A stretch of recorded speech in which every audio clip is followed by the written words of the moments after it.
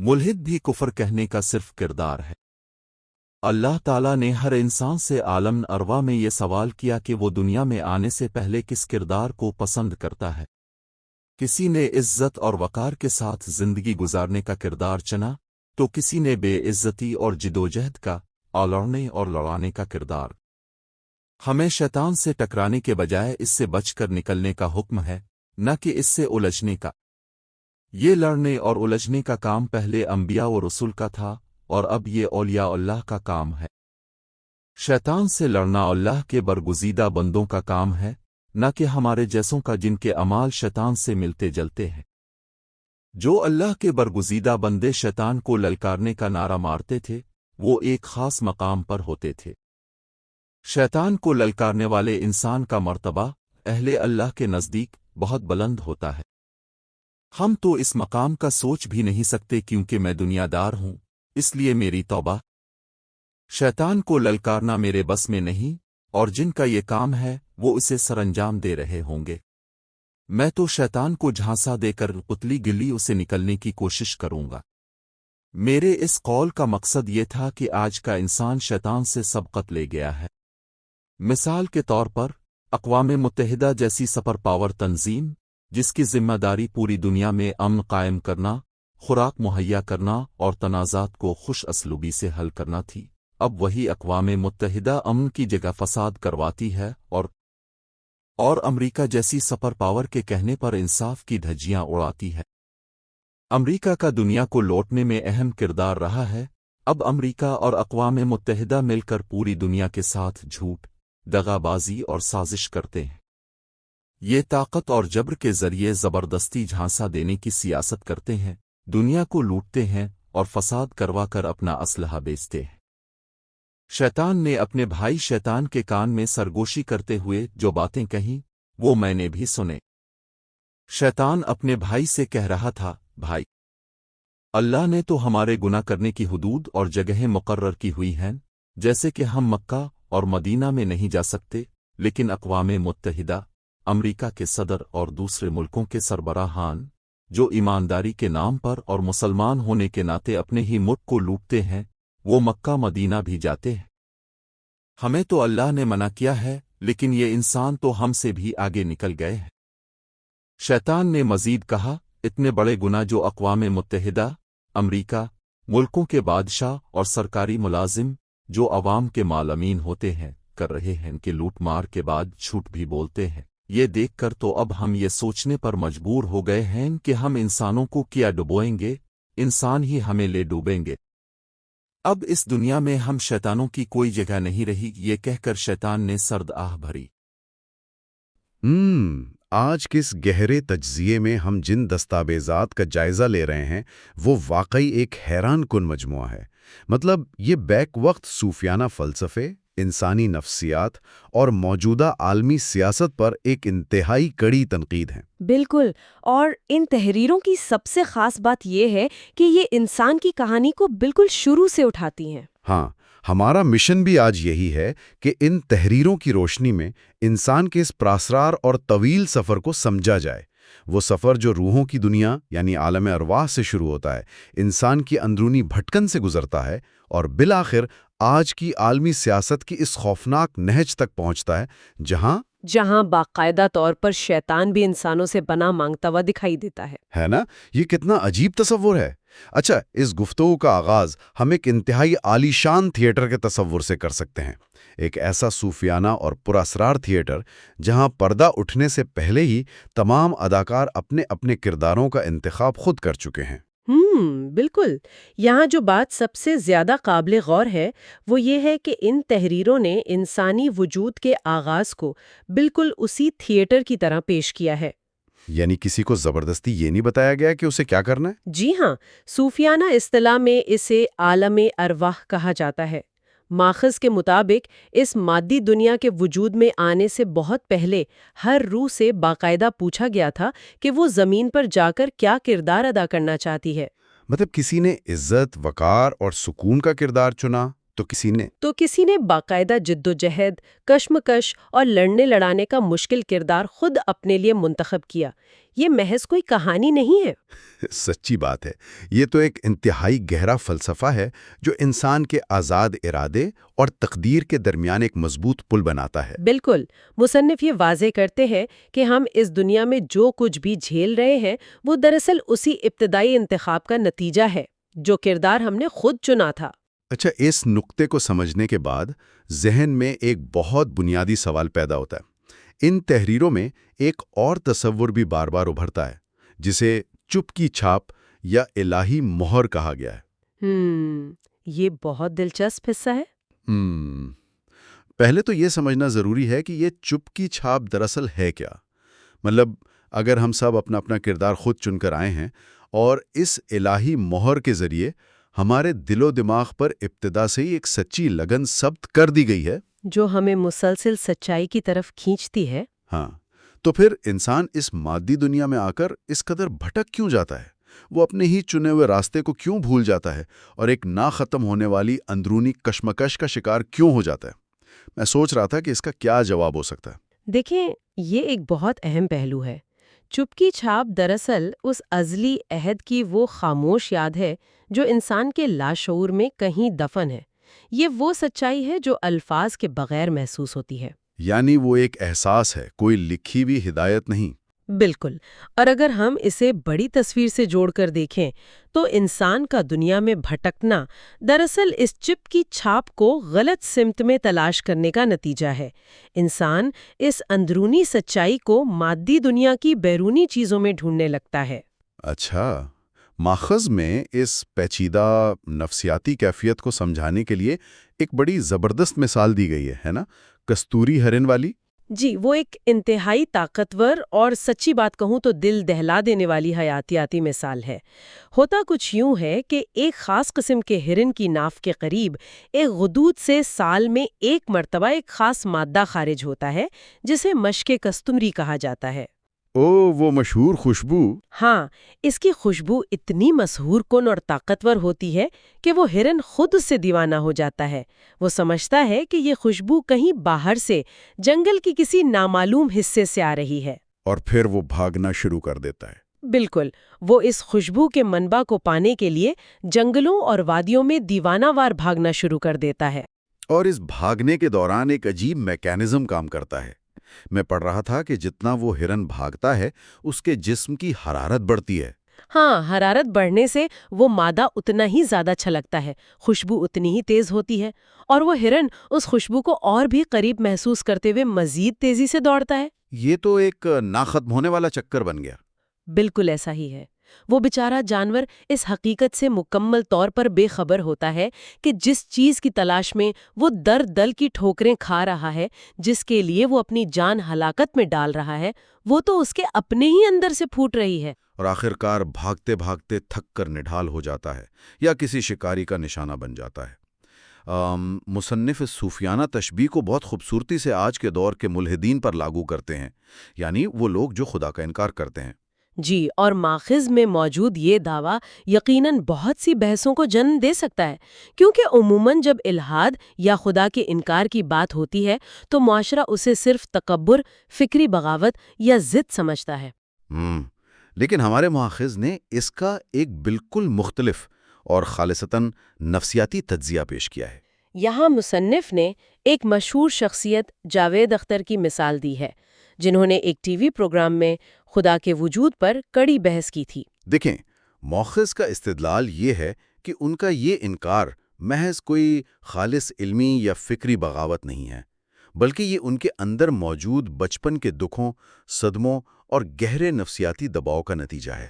یعنی دفاعی حکمت عملی کے طور پر دماغ حقیقت کو جھٹلانے لگتا ہے۔ بالکل، سائنسی علوم اور دماغی سائنس بھی یہی بتاتے ہیں کہ جب انسان شدید مصیبت یا ناانصافی سے گزرتا ہے تو جو شدید صدمات لاشعور میں بیٹھ جاتے ہیں وہ انسان کو یہ باور کرواتے ہیں کہ اگر دنیا میں اتنا دکھ ہے تو یقیناً یہ کائنات چلانے والا کوئی نہیں۔ یہ سب ایک من گھڑت کہانی لگنے لگتی ہے انہیں۔ ہاں، لیکن در حقیقت ماخذ کے مطابق وہ ملحد بھی اسی کستوری ہرن کی طرح لاشعوری طور پر اسی حق کی تلاش میں دوڑ رہا ہوتا ہے۔ ماخذ ایک بہت حیران کن دعویٰ کرتا ہے کہ جو شخص خدا کو نہ مانتے ہوئے انتہائی شدت سے بحث کرتا ہے، اس کے اندر دراصل ایک عجیب سی ایکسائٹمنٹ ہوتی ہے۔ وہ منکر بن کر یقین حاصل کرنا چاہتا ہے۔ جی بالکل۔ لیکن ذرا رکیے، کیا یہ ایک بہت بڑی عمومیت یعنی جنرلائزیشن نہیں ہے؟ کس لحاظ سے؟ مطلب بہت سے ملحدین اور مفکرین کا تو یہ دعویٰ ہے کہ ان کا انکار خالصتاً سائنسی، عقلی اور منطقی بنیادوں پر استوار ہے، نہ کہ کسی جذباتی صدمے یا نفسیاتی دباؤ کا نتیجہ۔ تو کیا ماخذ ہر قسم کے الحاد کو محض ایک نفسیاتی عارضہ قرار دے رہا ہے؟ میں بتاتی ہوں۔ یہ ایک انتہائی جائز اور منطقی سوال ہے۔ یقیناً ہر انسان کا فکری سفر مختلف ہوتا ہے، تاہم ماخذ جس مخصوص زاویے پر زور دے رہا ہے وہ یہ کہ انسان کی بنیادی فطرت میں ایک تلاش رکھی گئی ہے۔ وہ جو چپکی چھاپ کی بات ہوئی تھی؟ جی ہاں، مصنف کا موقف یہ ہے کہ وہ شخص جو خدا پر یقین نہیں رکھتا لیکن خدا کے نہ ہونے کو ثابت کرنے کے لیے اپنی پوری زندگی اور توانائیاں صرف کر دیتا ہے، وہ دراصل خدا ہی کے تصور کے گرد گھوم رہا ہے۔ اچھا، یعنی اگر کوئی چیز ہے ہی نہیں تو اس کے خلاف اتنی شدید جنگ کیوں؟ بالکل، مصنف اس رویے کو لاشعوری تڑپ قرار دیتے ہیں، اور یہی وہ جگہ ہے جہاں تاریخ کا ایک بہت بڑا تضاد ابھر کر سامنے آتا ہے۔ واقعی تاریخ کا یہ تضاد بہت حیران کن ہے۔ ان دستاویزات میں منصور حلاج، شمس تبریزی اور سچل سرمست جیسے عظیم صوفیاء کا ذکر کیا گیا ہے۔ اور مزے کی بات دیکھیں، اپنے دور میں ان لوگوں کو ملحد، کافر یا گمراہ کہا گیا۔ ہاں، منصور حلاج نے جب انا الحق یعنی میں حق ہوں کا نعرہ لگایا تو اس وقت کے علماء نے اسے شرک قرار دیا اور انہیں سولی پر چڑھا دیا گیا۔ شمس تبریزی کو تو باقاعدہ غائب کر دیا گیا۔ لیکن ذرا تاریخ کا پلٹنا تو دیکھیے، ان کے دنیا سے جانے کے بعد صدیوں کے سفر میں وہی لوگ حضرت کہلائے اور اولیاء کے اعلیٰ ترین درجوں پر فائز مانے گئے۔ آج ان کی کتابیں لاکھوں کی تعداد میں پڑھی اور پڑھائی جاتی ہیں۔ اور اس تضاد کے اصل وجہ وہی کستوری کی خوشبو ہے۔ ان صوفیاء نے انا الحق جیسے نعرے کسی تکبر کے بنیاد پر نہیں لگائے تھے۔ تو پھر کیا وجہ تھی؟ وہ دراصل اس کستوری کی خوشبو کے اتنے قریب پہنچ چکے تھے، وہ اپنے اندر کی سچائی میں اس قدر غرق ہو چکے تھے کہ انہیں اپنے اور خالق کے درمیان کا پردہ ہی محسوس نہیں ہوتا تھا۔ یہ ایک بہت باریک لکیر ہے۔ معاشرہ اسے کفر سمجھا، جبکہ صوفیانہ نقطہ نظر سے وہ عشق کی ایک انتہائی شکل تھی۔ بالکل، وہ کستوری کی تلاش میں خود کستوری بن گئے تھے۔ اچھا، اس تمام بحث سے ایک اور سوال جنم لیتا ہے، کیا یہ تڑپ، یہ سوالات اٹھانا، یہ اندر کی بے چینی اور جستجو کوئی بری بات ہے؟ نہیں، بالکل بھی نہیں۔ مطلب اگر انسان کے اندر ایک کستوری رکھ دی گئی ہے تو اس کا اس خوشبو کے پیچھے بھاگنا تو ایک انتہائی فطری عمل ہے۔ کیا اس فطری جستجو کو ہم محض گمراہی کہہ کر مسترد کر سکتے ہیں؟ دیکھیں، ماخذ اس حوالے سے بالکل واضح ہے کہ یہ تڑپ ہرگز بری نہیں ہے، بلکہ مصنف اسے ایک نیا اور خوبصورت نام دیتے ہیں: پاک حرص۔ پاک حرص؟ یہ اصطلاح تو بہت گہری لگ رہی ہے۔ جی، یہ وہ حرص ہے جو خالق نے ازل سے انسان کے دل میں ڈال دی تھی تاکہ وہ اس کے مخفی خزانے کو تلاش کر سکے۔ مسئلہ اس تڑپ یا حرص کا نہیں ہے، مسئلہ سمت کا ہے۔ سمت سے آپ کی کیا مراد ہے؟ جب انسان اس پاک حرص کو دنیا کے مادی مواد، دولت، طاقت اور شہرت کی طرف موڑ لیتا ہے، یا پھر اپنی محدود انسانی عقل پر حد سے زیادہ بھروسہ کر لیتا ہے، تو وہ کستوری ہرن کی طرح ہلاک ہونے کے خطرے سے دوچار ہو جاتا ہے۔ صحیح۔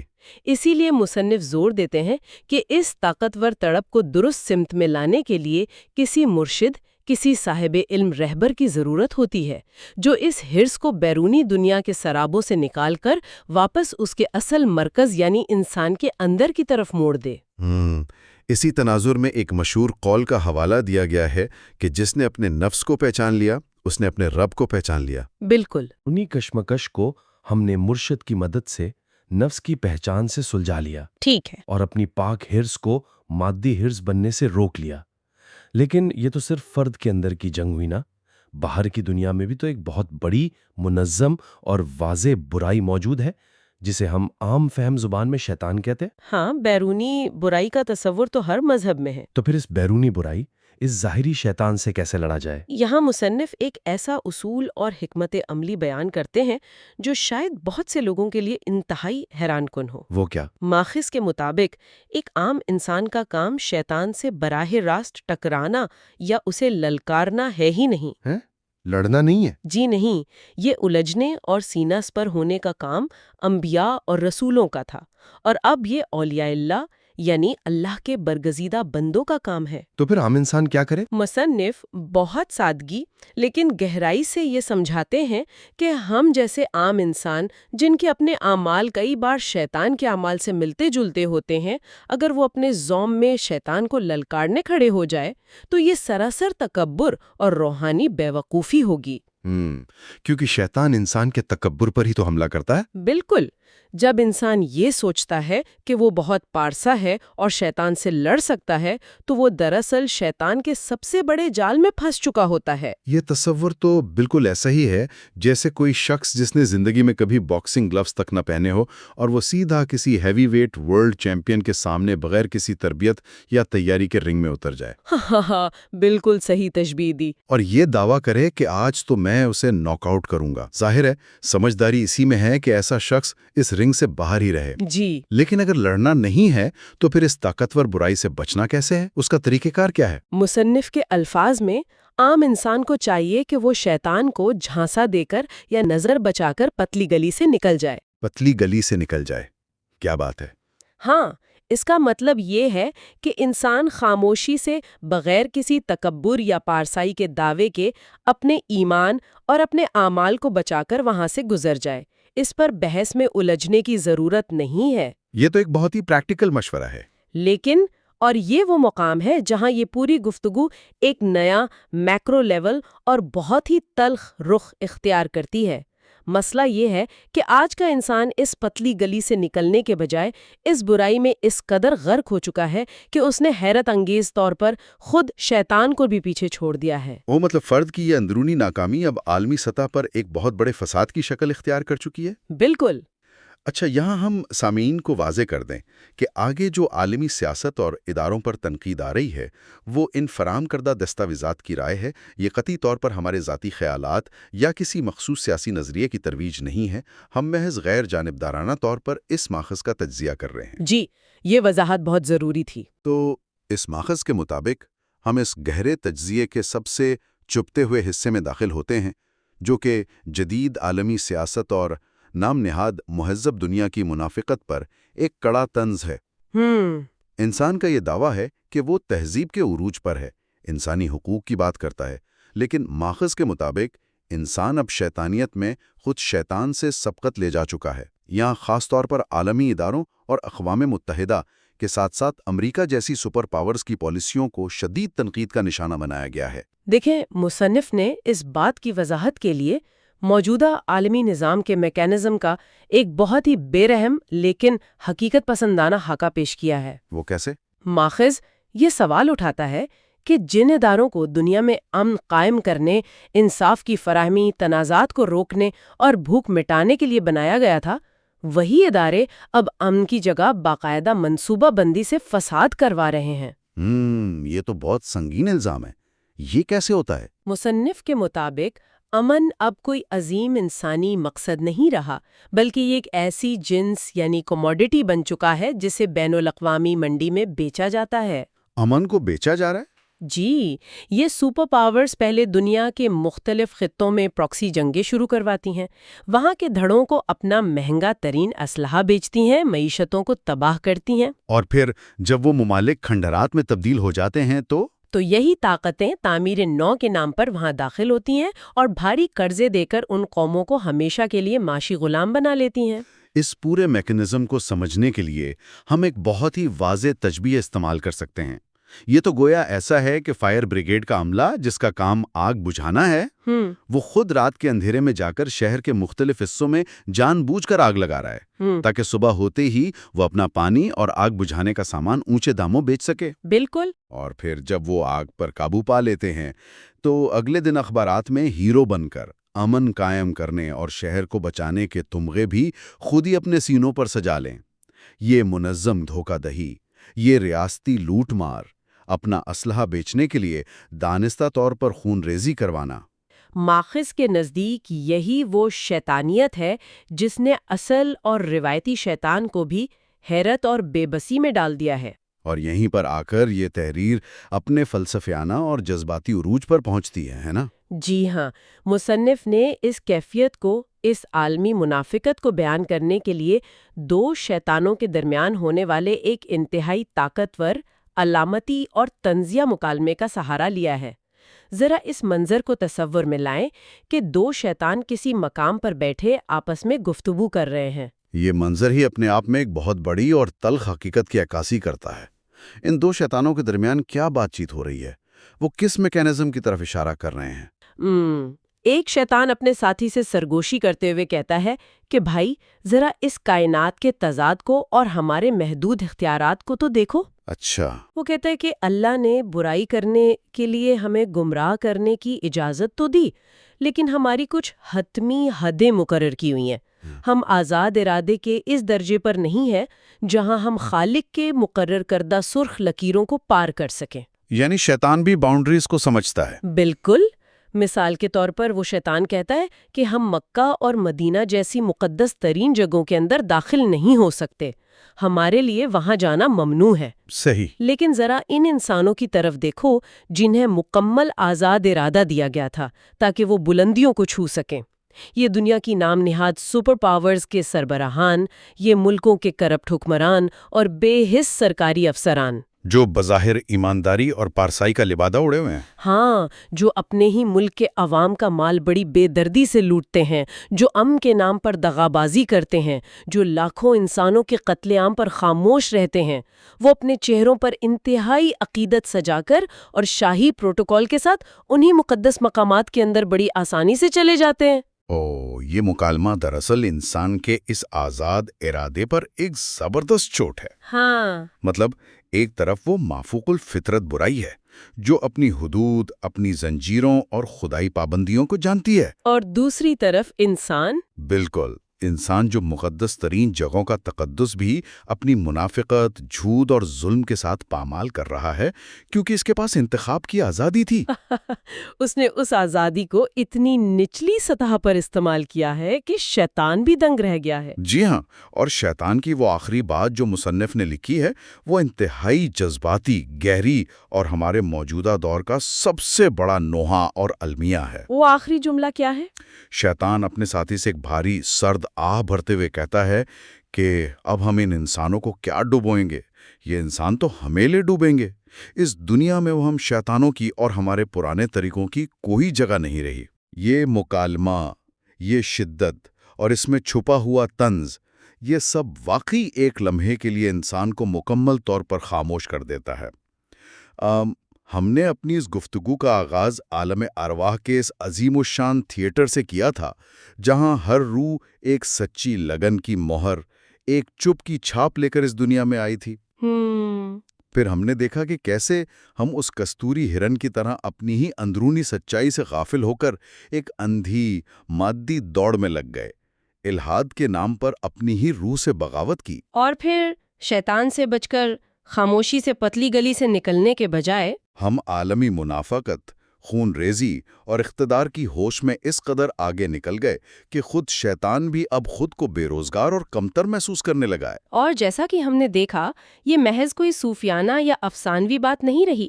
جب ہم روزمرہ کی عالمی سیاست، معاشی استحصال کے میکانزم اور انسان کے انسان پر ڈھائے جانے والے جدید مظالم کو دیکھتے ہیں تو ماخذ کا یہ فلسفہ ایک کھلی اور تلخ حقیقت بن کر ہمارے سامنے کھڑا ہو جاتا ہے۔